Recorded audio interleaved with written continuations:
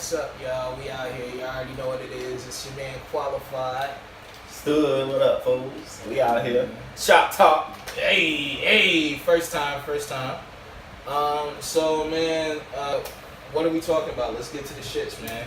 Well, we might as well just talk about what everybody's talking about this week. The quad drop. Yeah. And it's a lot of mixed feelings and mixed reactions out here in these streets. I'm gonna let Quali go ahead and. Well, I mean, I listened to the Carter 5. I mean, the way I felt about it, even before I listened to it, I was already getting like just negative reviews. Yo, it's trash. Wayne is done. So I put it on, and the first song, I thought that everybody was right. Actually, I was like, oh man, I heard that first song, and of course, no disrespect to X, big fan always, and nothing even about his part in the song, but I wasn't. It didn't go. I just been feeling the song. It didn't mix well together, and that's pretty much what I've been hearing. Like the first half of the album and the second half is totally different. Like the first half, like you could tell just by the feature list. Like he pulled the Triple X card. He pulled the Travis Scott card. Who else he had on the features? I can't remember. What was He that pulled the one Swiss joint? Beats card for Uproar. Like, you know what I'm saying? He's pulling cards to get attention because it's been so long. Well, that one joint in specific with Sosa Man or something like that. Yeah. Yo, TSF, hey. Yo, that shit was not it. That wasn't it. That was not it. Yo, my man's like I wish I could play it, but I ain't trying to get us. Yeah, we ain't playing no music. Yeah, man. Like it was like his auto tune didn't even go with Wayne's auto tune. Like I was like, yo, who's the engineer? Y'all had two different engineers, huh? That's just like with the Travis Scott song. Like it didn't sound Travis Scott. It sounded like, oh, what is this? You know? Yeah, I was just like, nah, get this out of here, man. Mona Lisa was cool. Mona Lisa was fire. The story behind it and just fire. The idea. I fuck with it. K Dot, my dog, you know. You know what I mean? Can't go wrong. Let's see. Nah, Uproar. I was fucking with Uproar, man. I had Harlem shaking. I was doing my thing with Uproar. See, I bet a challenge going around right now. You know what I mean? I had a few other thoughts. That Nicki song, that song you had with Nicki on there. Dark Side of the Moon. Yeah, like I mean, it's not a bad song. It's not no shit that I want to hear. It's not extravagant. It's not for me. Yeah. But that goes to what we were saying, man. Wayne has something for if you're a fan of Wayne, there's something for you that's on this album. No matter when you became a fan, either if it was Carter 1, 2, 3, 4, or his mixtapes, his dedications, the No Ceilings, all that, Sorry for the Wait. I feel like Wayne has a song or two at least for all of his fans that's been rocking with him. That one joint, Problems, though. Yeah. Like, if there was one that I would have threw a feature in there, I would have threw a Future hook on that joint, man. Future not on there. Yeah. So like, you know what I'm saying? Not like, an album. Future, a hook from Future on Problems, I think would have been hard as hell. Yeah. But yeah, man, there was another joint, that Open Letter joint. Yeah. Which it was dope, and like he was spitting, but I could also see people who are fans of Wayne, like comparing this Carter to the rest of the Carters, and I guess Can't do that. But inevitably people will, because it's 1, 2, 3, 4, 5. You know what I'm saying? So like, the average Wayne fan is gonna say Carter 2 is the best. That's what I've been hearing. Like all my diehard Wayne fans is like, yo, like Carter 5 is dope, but Carter 2 was that one. Oh man, of course. And then like Carter 2, yeah, but then like you also Carter 3 had a lot of hits. Like though. you had to give. You're not gonna say that was the best, but you have to give that some kind of something, because that was like the mainstream superstar Wayne. It's here.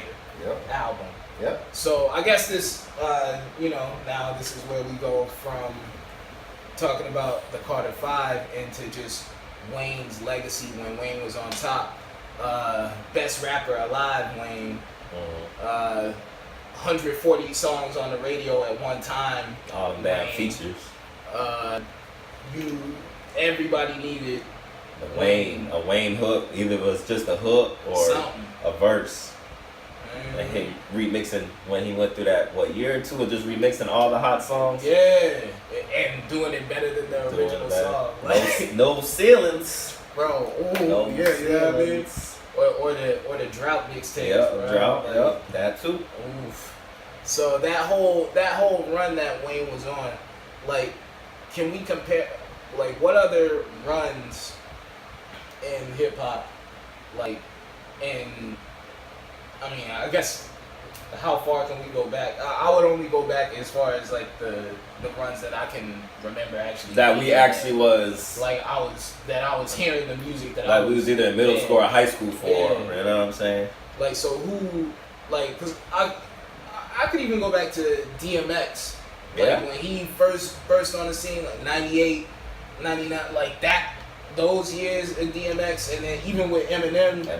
At the same time, like, but they still both were just huge. Yeah. You know 50? What I mean? 50. 50 Like Cent. 50s run. Shit. Ja Rule, right before 50. Yeah. Ja Rule had a. He had it was a brief run. 50 knew he had a job. If 50 didn't interfere with Ja Rule's career, Ja Rule would have.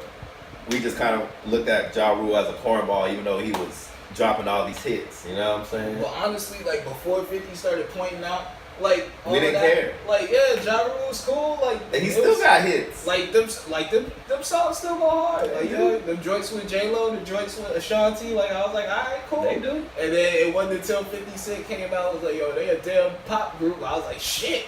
Yeah. I was like, shit, they are. Oh well, we can't rock with that. Yeah, you know what I'm saying? Hey, but G Unit was making that hard shit. Like, so I was just like, all right, bet.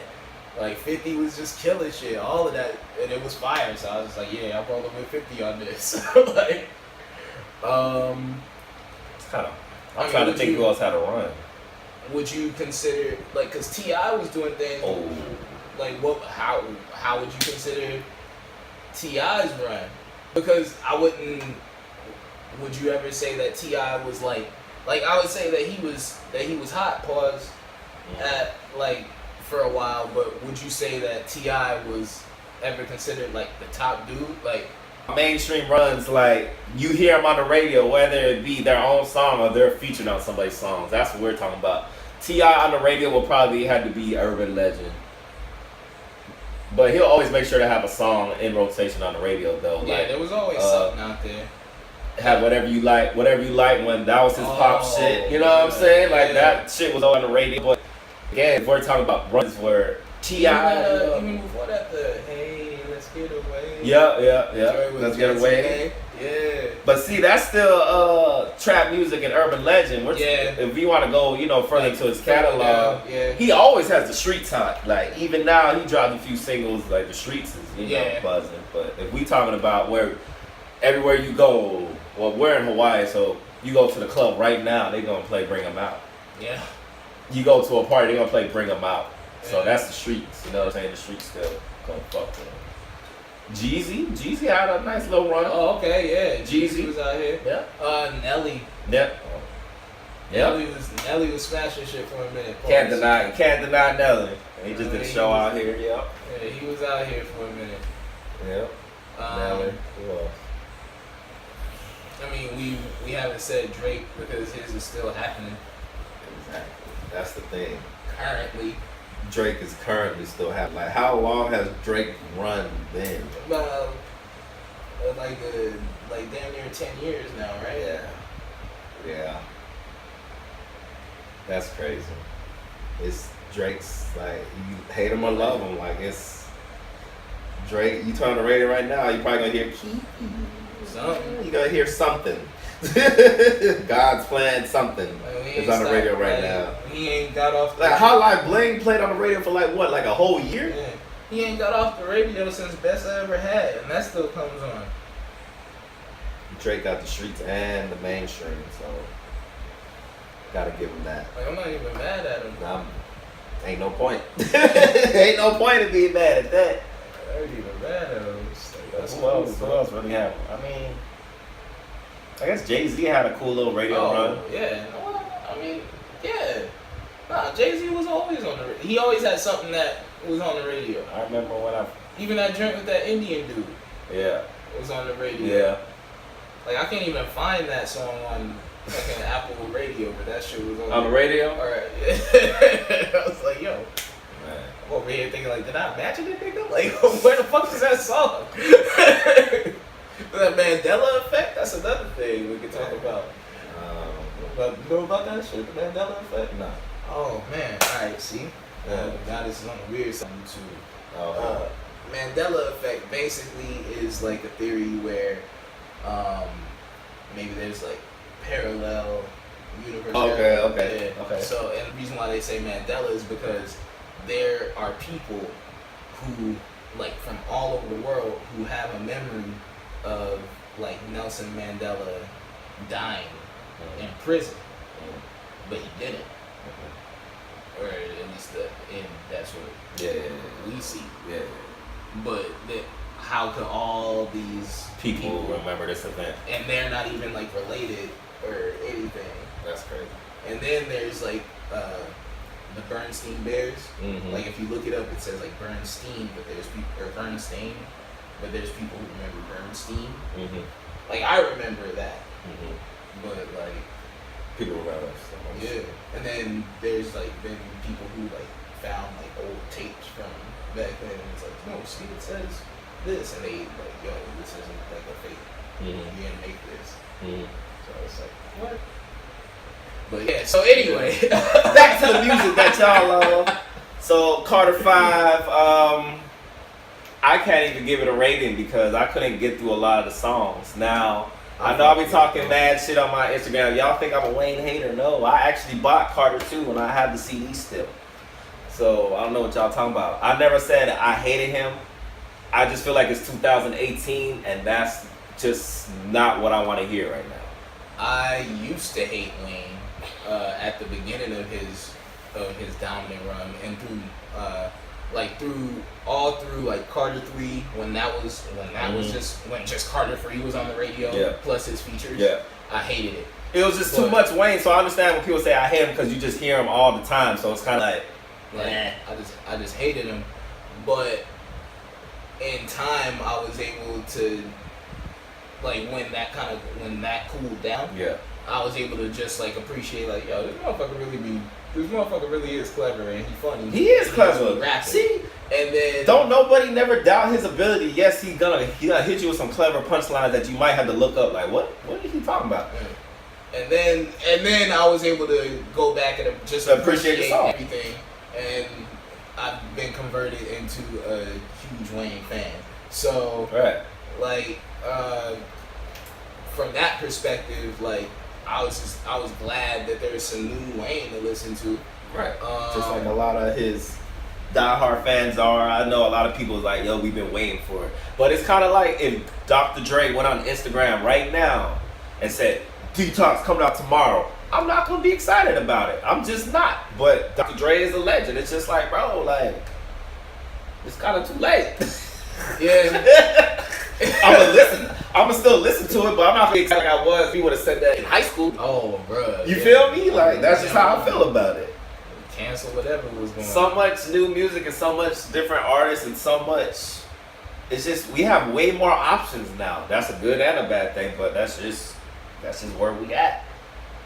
But I enjoyed Kwalified. That's good. They said that's good. I mean, that's what I tell all my Wayne fan friends. Like I'm like, yo, I really fuck. That's good. Nah. I mean, I'm happy for you. Nah, it's cool. Yeah, like me, I'm never gonna be that dude who gonna sit here and try like, oh, that's trash. I'm never gonna be that dude who sit here and try to convince somebody else to like whatever the fuck I like. Right. But I don't do it either.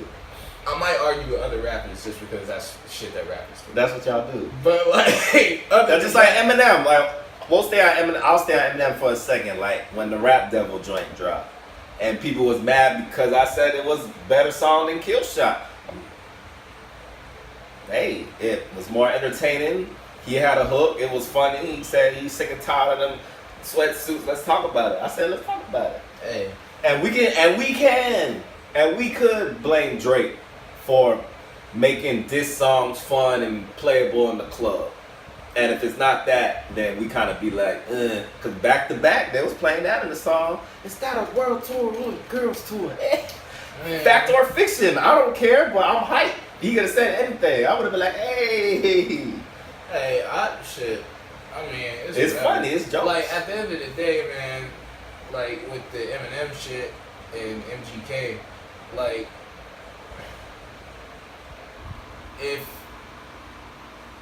I could see people saying that it's kind of a L for M if it's even a debate between you and MGK. Like, that shouldn't even, like, you should have just gotten the fuck out of here. I never said MGK was going to win the war. I never said he was going to win the war.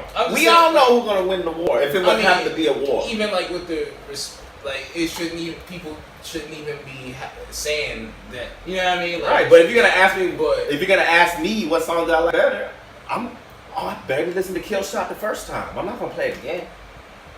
I listened to Rap Devil at least 20 times by now. It's cool. It's funny. And you shouldn't even have that opinion Because it's Eminem? That's why they mad? I understand. So, you know what I mean? Like, that shouldn't even be... I'm just saying, I just put the two songs on the table. That's all I did. If we just we're not going off of careers or who's better lyrics is. Oh, no, I feel it. If you ask me what song do I like better? But that's, no, I feel it. But, like, that's what some people are saying. Yeah. Or that's why people are saying it's an L for him, because he should have just fucking killed him with the raps. Yeah. That, like, you couldn't even, like, nobody could have objectively said that, like, I don't even, man, they was just like, man, fuck his song, bro. You heard what he said, bro? Like, that's what it should have been. And, like, some people feel like that's what it is. But, like, I mean, me personally, yeah, he got him the fuck out of here when it comes to who can rap better. But, like, I mean, shit. Let's talk about it. Like, that's just, hey, that shit rides. And then, like, you can say that shit. Right. Now you can say it in a conversation. Be like, oh shit, let's talk about it. And it's like it's like a meme, like almost, like, you know what I mean? Like, so shit, man. That's crazy. All that rippity rap, rippity roop rap. Like I said, it's 2018. Like, I have my days. I can't make a meme out of that. Right. Like I said, it's 2018. I do appreciate, the rappity rap rappers, but maybe I don't want to listen to that every day. I like. Shout out Sauce Walker, he dropped Drip God, I like stuff like that, you know what I'm saying? Like, Actually, at this point, I kind of miss the rappy rap rappers. And if you guys know of more, drop some in the comments. But the ones that I do listen to, like, it's refreshing to hear that, and just to hear, like, technical skill. And people just rap about other shit. It's cool to hear that. But I come from an MC background, so. Right. But, like, I mean, I'm still gonna turn up. That's why I fuck with my dog Kendrick for. If I want to hear the rappity rap, that's who I go to. He can mix it all. Yes, that's who I go to. And that works. Yeah. Alright, so you want to talk about some Hawaii shit for our Hawaii food? Oh, yeah. Right? We're just talking all this rap shit. Yeah. Clickbait! Let's talk, so one of the things I wanted to talk about now, with the current generation, we're seeing, like, so many different young rappers popping up, so many young rappers getting a chance to open up for major acts and just getting out there. And, like, for me personally, that's just super dope. Like, I'm really excited to see that. Yeah, it's very dope, very refreshing. Yep. I'm proud of so many of the cats who's out there who I have, like, ties with from when we were really grinding in the scene, where when the big acts came down, they didn't really look. There was, like, a couple of cats who they would look to, and they would get the chance to open up for the bigger cats. But beyond, like, those, like, 2 or 3 acts, they weren't looking for. Do you feel like the playing field for people to open up is more fair?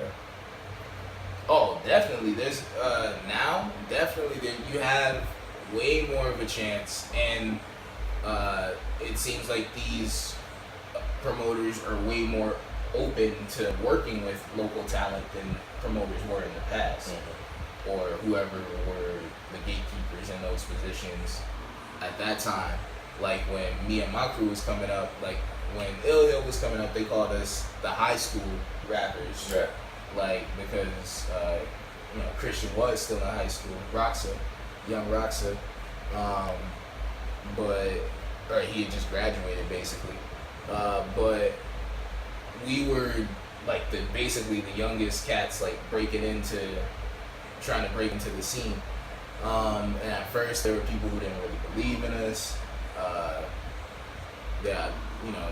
There was cats who were prominent in the scene and just kind of didn't really support us at first until they actually saw us, because we put our songs on MySpace and was getting some plays and getting some shout out traction. MySpace. You did, and with the younger cats, because there was no for a lot of them there was nobody who. MySpace helped out a lot of us more than we would give credit to. Yeah, no, big facts, man. Mm-hmm. MySpace helped me out a lot. Mm-hmm. I got in connects with a lot of people, and it helped out a lot. But yeah, there weren't a lot of other younger acts out at the time locally. So then we started doing our thing, started doing more shows. Shout out to Bone, he gave us our first show. Yeah, Bone, yeah. And then we started working with him more, and then we got to open up for Shingo, and I think that was our first time opening up for like somebody I had heard of. You know what I mean? Right. I was like, oh what? Like, oh, this is crazy. Like, you know what I mean? So, and then they gave us more shows, and then there were more opportunities, and then then because Pre was also shout out to the homie Pre. What's up, bro?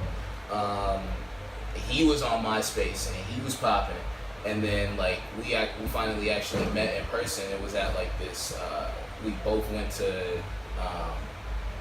It was actually at a church, and it was like a songwriting conference.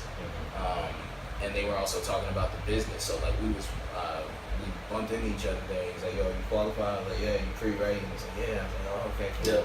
Yeah. And that's how we met, officially. Yeah. Met, and I'm just gonna cut up Quali real quick. Now, we all probably follow each other on social media and send each other on social media or whatever. We all know of each other. Hawaii's only this big, so if you see somebody out in public, it's all right, man. Like, yo, you so and so. Like, it ain't no groupie shit. Like, I feel like we all out here. We all do our own shit. We all doing moves. We all done seen and heard each other. Like, yo, I see what you're doing, bro. Keep doing it. Like, just like a shout out. You never know what can come from it. But go ahead with your story. I just wanted to say that. Oh, facts. So that's how I met. That's how I met the bro, and then it was just from there, bumped into Coins. Mm-hmm. Broke Mokes, he gave me one of their mixtapes, and then from there, it was we were out there, and then more young cats started coming and joining us in the scene, right? And then we all started being on the same shows, and when we started coming out, all of our homies and all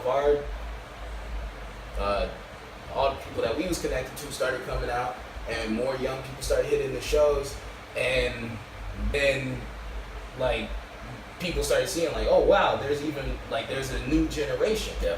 You know what Even now. And every day on Instagram, every day on Instagram is somebody new that I see to post on the page. Right. Cause I do be looking for new people to post on the factory page and stuff. And there's a lot of people. Nah, facts, man. And so I know with us, Ill Hill, eventually we when we wanted to throw our release party for our first project that we was gonna put out, we decided to just throw our party. So we did it ourselves, hooked it up. Bone helped us with the venue, and we went from there, promoted it, and got it was pre Jim Hurdle and Broke Moats was opening up for us, and we just all rocked together. And we packed that place out, and that was the first time we was like, yo, we could throw events. So we did more stuff, you know, the massacres, but like us throwing shows, and then the Broke Moats continuing to improve, and then they started getting a chance to open up for bigger acts. Pre doing his thing and being in that documentary, and he started doing shows on the mainland, and then started opening up shows, and how people took to him. And then of course my man Connor, that's my bro. And then once he finally, like, cause we was doing work when he was still in Cali. Man, once he finally got out here and touched down, and people started seeing how he works, cause that's man, I don't know too many people that work harder than that dude. Like big facts, like since day one. So like once people started seeing that and started seeing how the young generation actually work, it seemed like the doors really opened up. And then Connor started getting them shows, and now after that, like people seeing the young generation really take over, they've opened up the doors to everybody else. And it wasn't like that when we were coming up, but seeing how it's happened now, and seeing how, like, I feel like me and everybody who I was rocking with when we was first starting out played a part in this whole evolution to the doors opening. Like it's some dope shit. Like, so I'm hoping that all these young niggas take it to even the next level, to where we burst onto the national scene. Yeah. That's the next step. So I'm rooting for these motherfuckers to do that shit. Yeah. That's what I'm waiting for. I mean, I'm just gonna go from the past 10 years, 2008 to present 2018.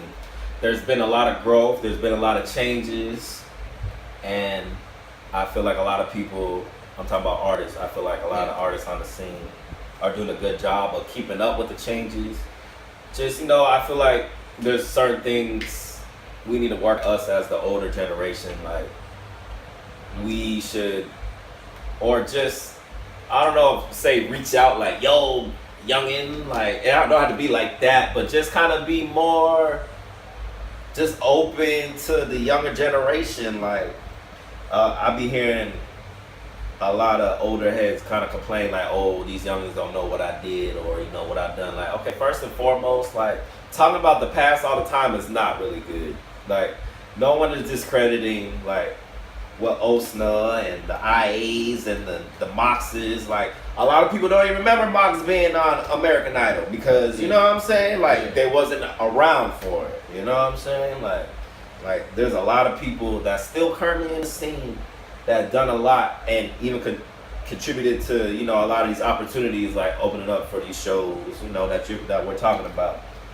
You know, so I just feel like if the older generation wants the younger generation to, you know, like, fuck with them more, like, gotta come to a middle ground. You know, you can't do that, oh, you gotta come up here, youngin', or like, you know, like, you gotta mix and mingle with these folks. But back to the opening topic. Like I said, a lot of progression.